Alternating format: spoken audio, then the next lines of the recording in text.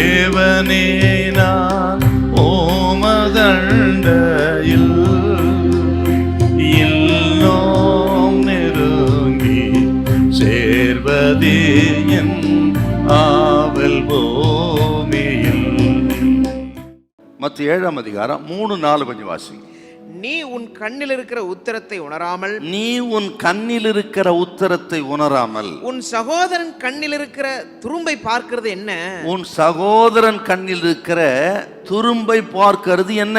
இதோ இதோ உன் கண்ணில் உத்திரம் இருக்கையில் உன் சகோதரனை நோக்கி, நான் உன் கண்ணில் இருக்கும் துரும்பை எடுத்து போடட்டும் என்று நீ சொல்வது எப்படி? இப்போ என்ன பிரச்சனை? இந்த குறை சொல்றதுக்கு மூல காரணம் என்னன்னு அப்பா சொல்றாரு.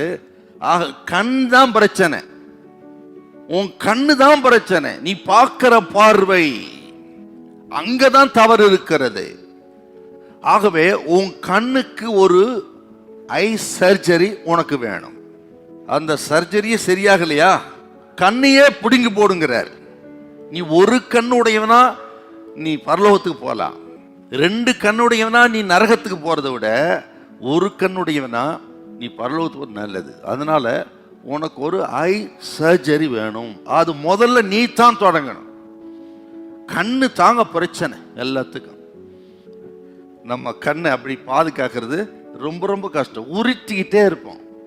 இவன் என்ன பண்றான், எங்க போறான் வரான், அவன் ட்ரெஸ் என்ன வாங்குறான், அவன் சரியில்லையே இவன் சரியில்லையே. கண்ணை காக்கிறது கஷ்டம், ஆனால் அங்கதான் பிரச்சனை இருக்கு. இந்த நாளில நம்ம கண்ணோட ஒரு உடன்படிக்கை பண்ணணும். யாரையும் ஆண்டவரே நான் தீயவனாய் ஆக தகாதவனை பார்க்க மாட்டேன், அதுக்கு பதிலாக இயேசுவே நீர் பார்க்கறது போல நான் பார்க்கட்டும். கண்ணு தான் பிரச்சனை. கண்ணுக்காக ஒரு தீர்மானம் பண்ணணுங்க. நம்ம கண்ணை காத்து கொள்ளணும். ஆகவே அடுத்தவரை நீ சரியில்லைங்கிறது, ஆக அது சரியில்லை இது சரியில்லை என்று சொல்லி கண்டதை வைத்து தீர்ப்பு செய்து நிறுத்துங்க. அதுக்கு பதிலாக தோத்திரம் பண்ணுங்க, அல்லது அவங்களுக்காக ஜெபம் பண்ணுங்க, அல்லது அப்படிப்பட்டவர்களுக்கு ஃபோன் போட்டு பேசலாம். நேரடியாக சந்திக்க வாய்ப்பு இருந்தால் நேரடியாக பேசலாம். இது ஒரு பொல்லாத ஆவி, இது ஒரு யுத்தம். குறை சொல்லாம இருக்கிறாங்கிறது சாத்தானுக்கு விரோதமான யுத்தங்க. சாத்தானுக்கு விரோதமாக செய்ய வேண்டிய யுத்தம்னா குறை சொல்லக்கூடாதுங்கிறது. குறை சொல்றது சாத்தானோடு சேர்ந்து பண்ற யுத்தம், அடுத்தவருக்கு விரோதம்.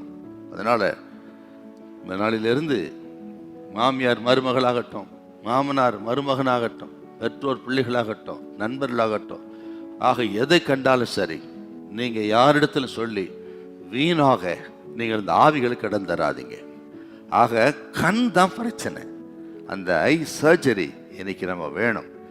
ஆக தேவ சமத்தை ஒப்பு கொடுத்து எல்லாத்தையும் மன்னிப்பு கேட்டு இன்னிலிருந்து நம் நாவை பரியாசமும் வம்பும் தகாதவைகள் ஸ்தோத்திரம் செய்தல தோத்திரம் பண்ணுங்க.